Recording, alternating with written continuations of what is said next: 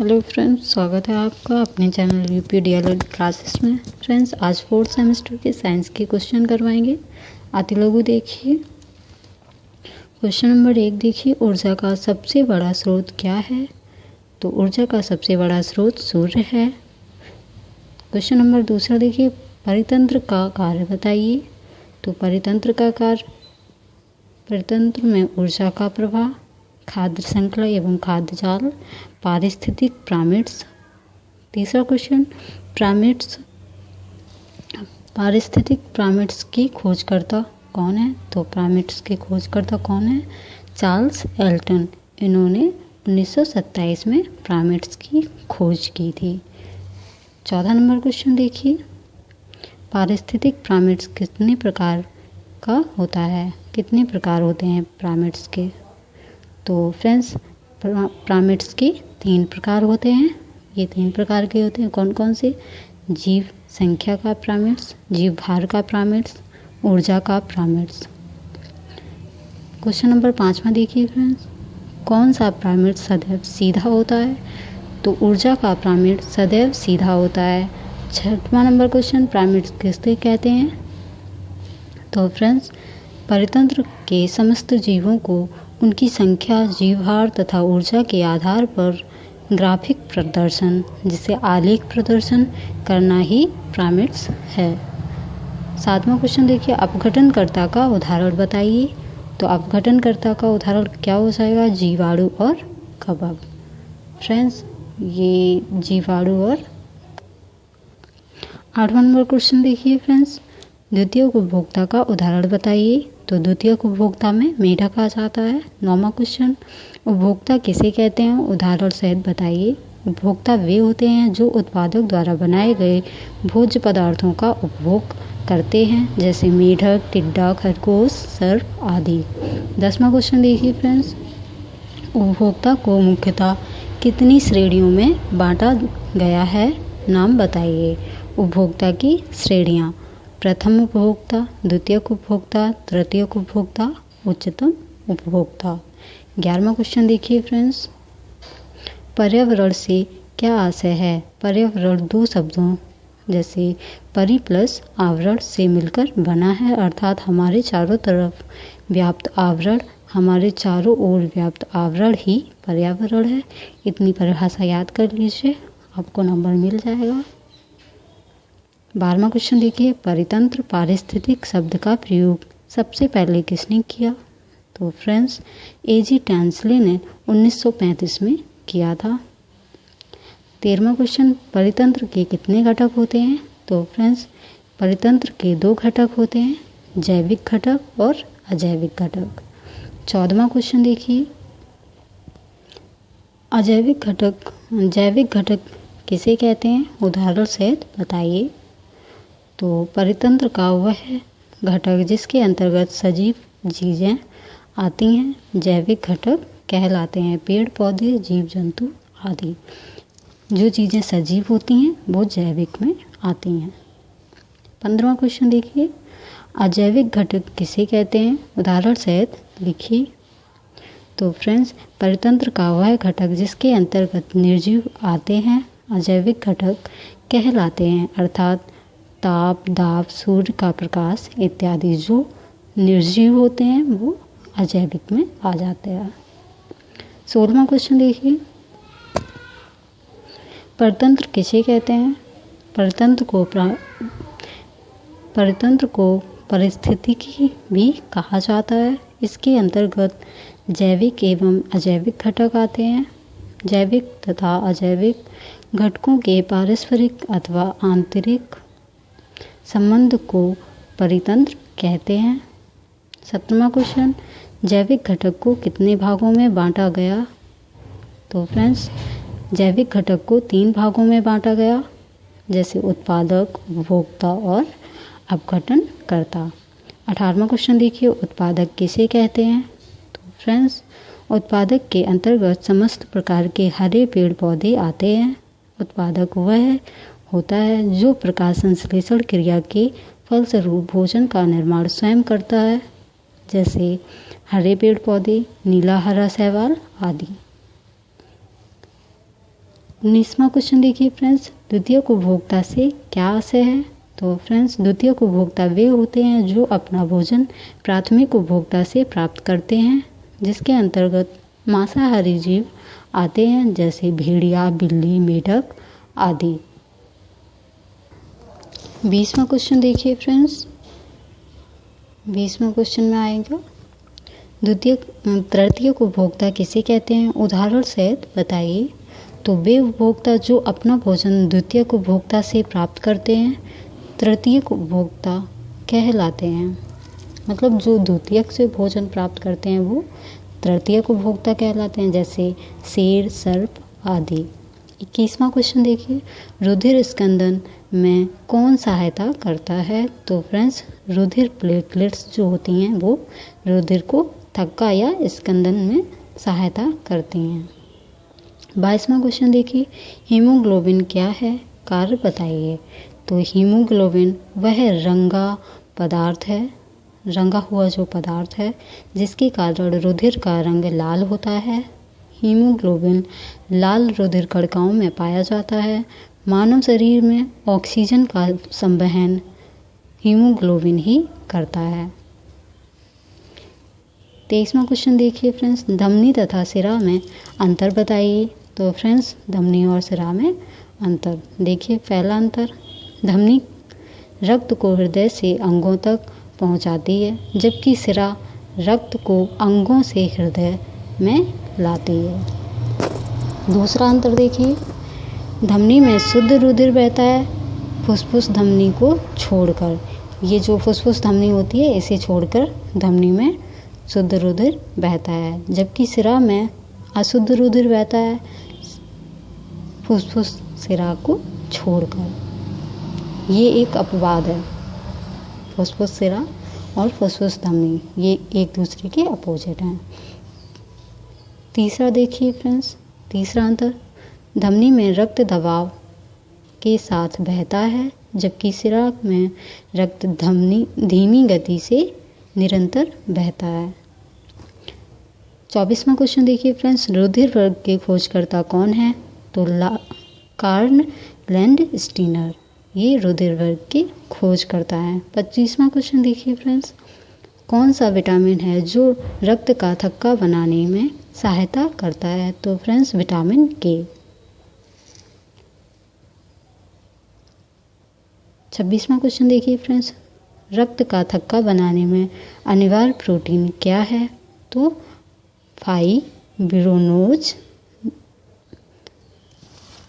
Fibrinogen है। 27वां question देखिए, रुधिर का रंग लाल क्यों होता है? तो फ्रेंड्स, रुधिर का रंग लाल क्यों होता है? रुधिर का रंग लाल इसलिए होता है क्योंकि इसमें हीमोग्लोबिन पाया जाता है। हीमोग्लोबिन में हीम नामक रंजक होता है जो रुधिर को लाल रंग प्रदान करता है। हीमोग्लोबिन में पाए जाने वाला लौह यौगिक हीमेटिक है। 28वां क्वेश्चन देखिए फ्रेंड्स, आरबीसी और डब्ल्यूबीसी तथा रुधिर प्लेटलेट्स का जीवन काल बताइए। तो फ्रेंड्स, आरबीसी जो होते हैं उनका 20 से 120 दिन का जीवन काल होता है और डब्ल्यूबीसी का 2 से 4 दिन का होता है जीवन काल, और रुधिर प्लेटलेट्स का 3 से 5 दिन का जीवन काल होता है। आगे देखिए फ्रेंड्स, 29वां क्वेश्चन, उस जीव का नाम बताइए जिसमें आरबीसी में केंद्रक पाया जाता है। ऊंट एवं लामा नामक स्तनधारी के आरबीसी में केंद्रक पाया जाता है। 30वां क्वेश्चन देखिए फ्रेंड्स, आरबीसी लाल रुधिर कणिकाओं के कार्य बताइए। तो फ्रेंड्स, इसके कार्य देखिए। पहला कार्य, शरीर की प्रत्येक कोशिका को ऑक्सीजन पहुंचाना, शरीर की प्रत्येक कोशिका से कार्बन डाइऑक्साइड को वापस ले जाना। तीसरा, रुधिर को लाल रंग प्रदान करना। 31वां क्वेश्चन देखिए फ्रेंड्स, प्राथमिक उपभोक्ता, द्वितीयक उपभोक्ता तथा तृतीयक उपभोक्ता की प्रवृत्ति के बारे में आप क्या जानते हैं? तो फ्रेंड्स उपभोक्ता एक तरफ लिख रहे हैं, एक तरफ प्रवृत्ति उसकी। तो प्राथमिक उपभोक्ता जो होते हैं वो शाकाहारी होते हैं, द्वितीयक उपभोक्ता जो होते हैं वो मांसाहारी होते हैं, तृतीयक उपभोक्ता जो होते हैं वो सर्वाहारी आते हैं, और इसमें सर्वाहारी में एक मनुष्य भी आता है। 32वां क्वेश्चन देखिए, अपघटनकर्ता अपघटक से आप क्या समझते हैं? अपघटनकर्ता वे जीव हैं जो जटिल पदार्थों को सरल पदार्थों में तोड़ते हैं। अपघटन करते हैं मतलब तोड़ते हैं, उसी को अपघटन कहते हैं। जैसे कि देखिए जीवाणु, कवक आदि ये जटिल पदार्थ हैं, इनको अपघटन करके सरल पदार्थ में बदल दिया जाता है। तो 33वां क्वेश्चन देखिए फ्रेंड्स, 33 अपघटनकर्ता के संबंध में महत्वपूर्ण बातें बताइए। तो नंबर 1 देखिए, अपघटनकर्ता सूक्ष्मजीवी हैं, ये जटिल पदार्थों को सरल पदार्थों में तोड़ते हैं। इन्हें प्राकृतिक सफाई कर्मी भी कहते हैं। जो मर जाते हैं जीव, उन्हें ये अपघटन करके मतलब खा के ख़त्म कर देते हैं, उसी को ही अपघटनकर्ता कहते हैं। फ्रेंड्स 34 क्वेश्चन देखिए, प्राथमिक उपभोक्ता से आप क्या समझते हैं? तो फ्रेंड्स प्राथमिक उपभोक्ता वे उपभोक्ता हैं जो अपना भोजन उत्पादक से प्राप्त करते हैं। प्राथमिक उपभोक्ता अपना भोजन उत्पादक अर्थात हरे पेड़ पौधों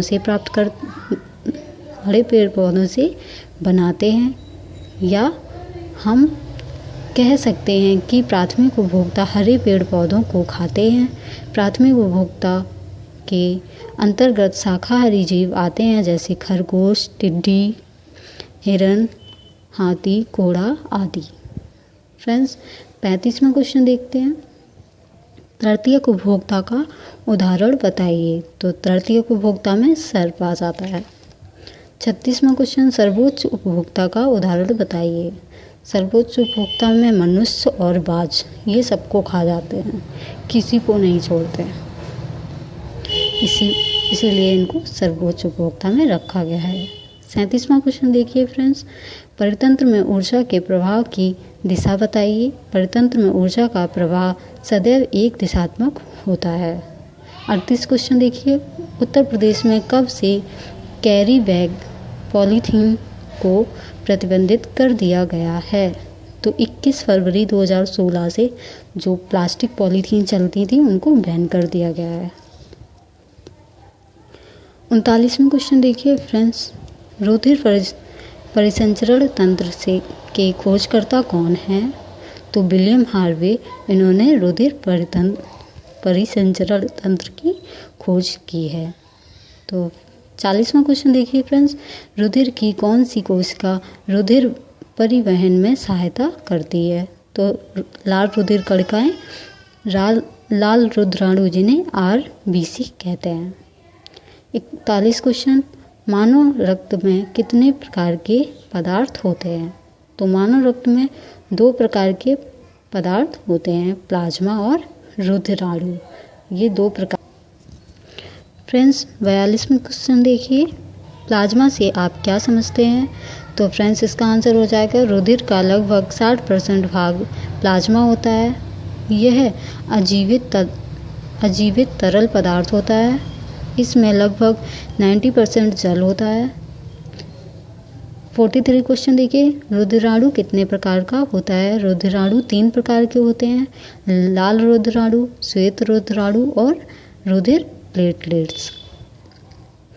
44 देखिए, रुधिर का कार्य बताइए। तो फ्रेंड्स रुधिर का कार्य बताना है रक्त का थक्का बनाना और O2 CO2 एवं पचे हुए भोजन, उत्सर्जी पदार्थ तथा हार्मोन का संवहन करना, शरीर के ताप का नियंत्रण करना, शरीर की बीमारियों से रक्षा करना, ये सारे कार्य रुधिर के होते हैं। फ्रेंड्स 45वां क्वेश्चन देखिए, रुधिर बैंक किसे कहते हैं? तो फ्रेंड्स रुधिर बैंक वह बैंक है जिसमें रुधिर आदान हेतु एकत्रित करके भविष्य के लिए रखा जाता है तथा ज़रूरत पड़ने पर रोगी व्यक्ति को रुधिर चढ़ाया जाता है। समय समय पर सरकार रक्तदान के लिए रक्तदान कैंप लगाती है। फ्रेंड्स, जहाँ रुधिर रक्तदान जब किया जाता है तो उसे कहीं ना कहीं तो संरक्षित करके रखा जाता होगा ना, उसी को रुधिर बैंक कहा जाता है, ताकि जब ज़रूरत पड़े तब हम वहाँ से मंगवा लें। फ्रेंड्स, 46वां क्वेश्चन देखिए, मनुष्य के शरीर में कितना प्रतिशत रुधिर शरीर के भार का होता है? तो फ्रेंड्स, मनुष्य के शरीर में 7% रुधिर शरीर के भार का होता है। जितना भी भार होगा उसका 7% रुधिर पाया जाएगा उसके शरीर में। रुधिर क्या है? रुधिर एक तरल संयोजी ऊतक है जो प्लाज्मा एवं रुधिराणु का बना होता है। रुधिर का pH 7.4 होता है, अतः यह कहा जा सकता है कि रुधिर क्षारीय विलयन है, क्योंकि इसका मान 7.4 है। अगर 7 होता तो उदासीन और 7 से कम होता तो अम्ल हो जाता है, 7 से ज़्यादा है तो ये क्षारीय विलयन हो जाएगा। तो फ्रेंड्स 48 देखिए, एरिथ्रोब्लास्टोसिस फीटलिस किसे कहते हैं? यदि पिता का रक्त RH+ होता है तथा माता का रक्त RH- होता है तो जन्म लेने वाले शिशु की जन्म से पहले गर्भावस्था अथवा जन्म के तुरंत बाद मृत्यु हो जाती है। ये 2 रक्त समूह जिनके होते हैं ना, उनकी संतान जो जन्म लेती है वो तुरंत ही मर जाती है। बहुत ही कम चांसेस होते हैं जो वो बच पाए, और इसमें तो सीधा ही दे दिया गया है कि मृत्यु हो जाती है। 49 देखिए, धातुओं का प्रमुख स्रोत क्या है? तो पृथ्वी की भूपर्पटी। 50वां क्वेश्चन, खनिज किसे कहते हैं, किसे कहा जाता है? भूपर्पटी के प्राकृतिक रूप से जो तत्व या खनिज पाए जाते हैं वे खनिज कहलाते हैं। 91 क्वेश्चन देखिए, 51 क्वेश्चन, श्वेत रुधिराणु WBC के कार्य बताइए। शरीर की प्रतिरोधक क्षमता को बढ़ाना, जीवाणुओं का भक्षण करना। 52 क्वेश्चन देखिए, हीमोग्लोबिन की मात्रा कम होने से शरीर में कौन सा अंग रोग हो जाता है? तो हीमोग्लोबिन की मात्रा कम होने से रक्त अल्पता रोग हो जाता है। 53 क्वेश्चन, रुधिर प्लेटलेट्स का कार्य बताइए। रुधिर प्लेटलेट्स का क्या कार्य होता है? ये रुधिर का तक्का बनाने में सहायता करता है। फ्रेंड्स, आगे देखिए, 54 नंबर क्वेश्चन देखिए, रुधिर वर्ग कितने प्रकार का होता है? रुधिर वर्ग 4 प्रकार का होता है। ये कौन कौन से? रुधिर वर्ग A, रुधिर वर्ग B, AB और O, ये 4 प्रकार के होते हैं। फ्रेंड्स, 55 नंबर क्वेश्चन देखिए, किस रुधिर वर्ग को सर्वदाता तथा किस रुधिर वर्ग को सर्वग्राही कहते हैं? तो फ्रेंड्स, सर्वदाता में रुधिर वर्ग O आ जाता है और सर्वग्राही में रुधिर वर्ग AB आ जाता है। 56 नंबर क्वेश्चन देखिए फ्रेंड्स, एंटीजन तथा एंटीबॉडी में अंतर बताइए। एंटीजन लाल रुधिर कणिका में पाया जाता है जबकि एंटीबॉडी प्लाज्मा में पाया जाता है। 57 क्वेश्चन देखिए, रुधिर वर्ग O को सर्वदाता क्यों कहते हैं? तो रुधिर वर्ग O को सर्वदाता इसलिए कहा जाता है क्योंकि रुधिर वर्ग O में